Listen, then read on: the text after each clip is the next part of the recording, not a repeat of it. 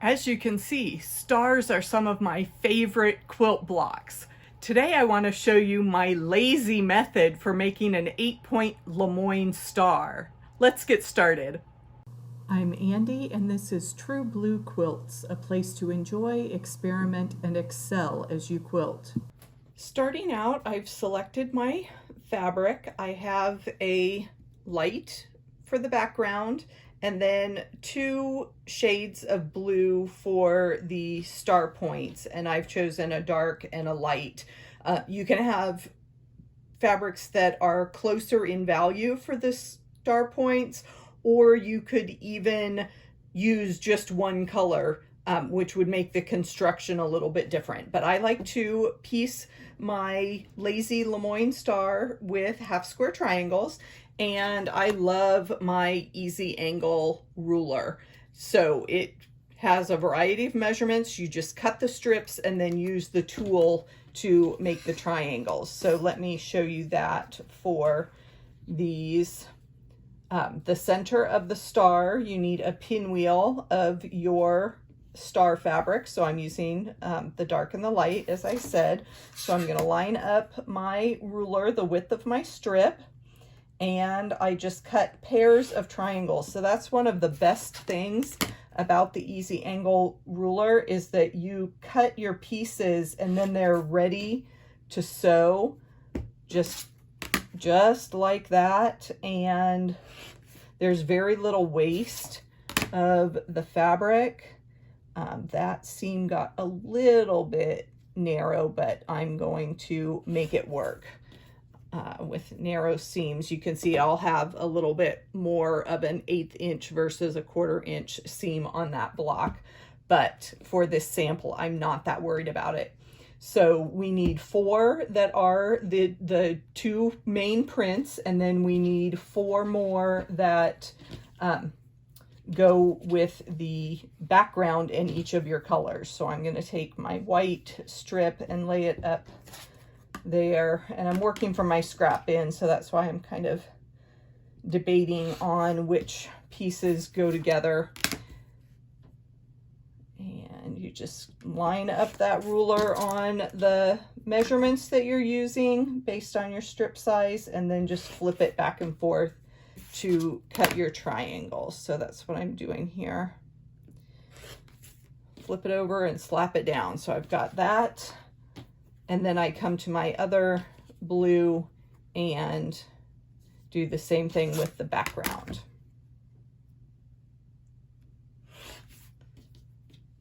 And then I have my 3 sets of triangles ready. I compare this. It looks like it's not very big, but I only need 2. That piece looked a little skinny, and then I want to make sure my right sides are together, and I can get 2 more triangles there, again with just a little bit of a scant seam on that one. We'll hold our breath for that.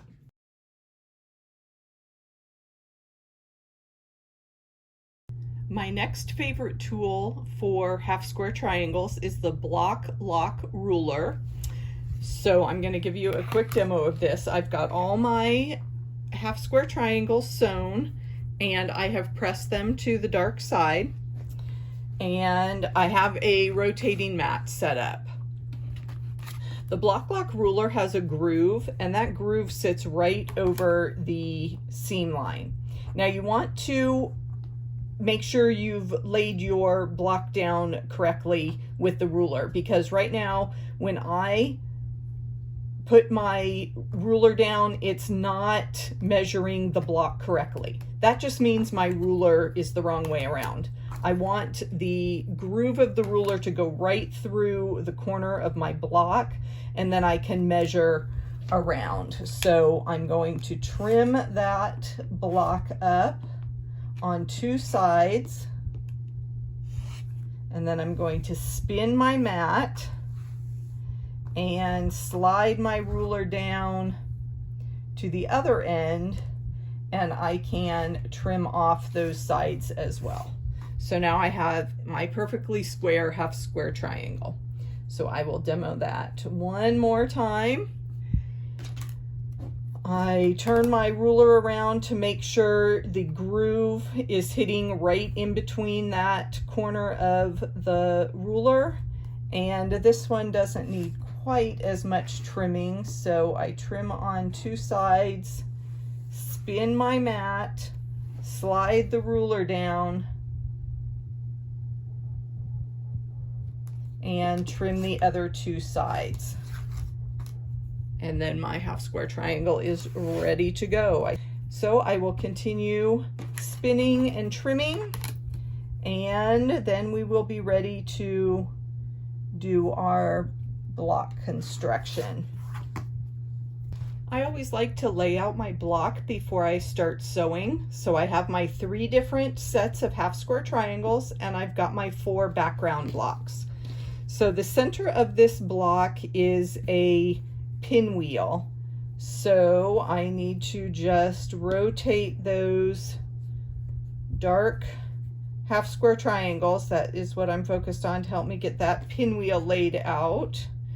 Get some of these other threads out of the way.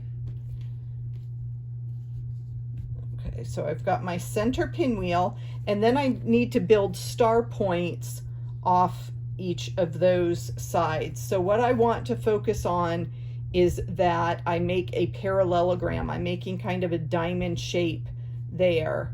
So the background is going to go towards the center of the block, and the dark edge will line up, and we're making a parallelogram with those pinwheel edges. And then the same thing with the light.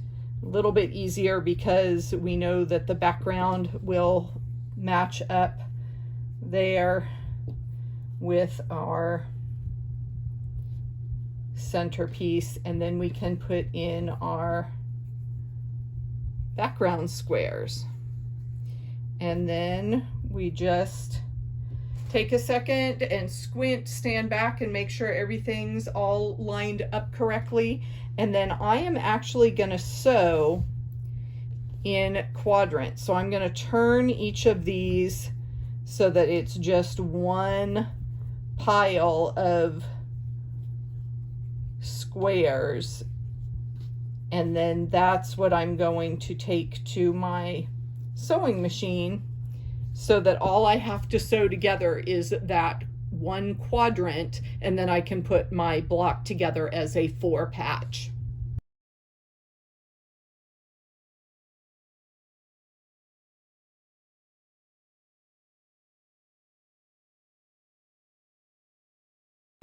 Ta-da! Our block is done.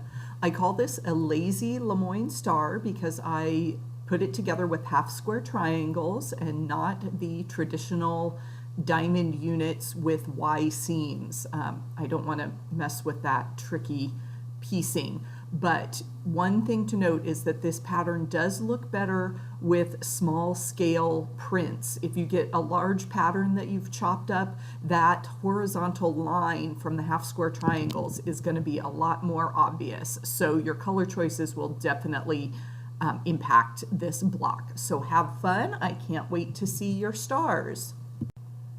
Are you looking for more quilting tutorials? The videos on your screen show a variety of classic quilt blocks. Visit my website, truebluequilts.com, to download the Favorite Stars Table Runner pattern. Thanks for watching. I'll see you in the next video.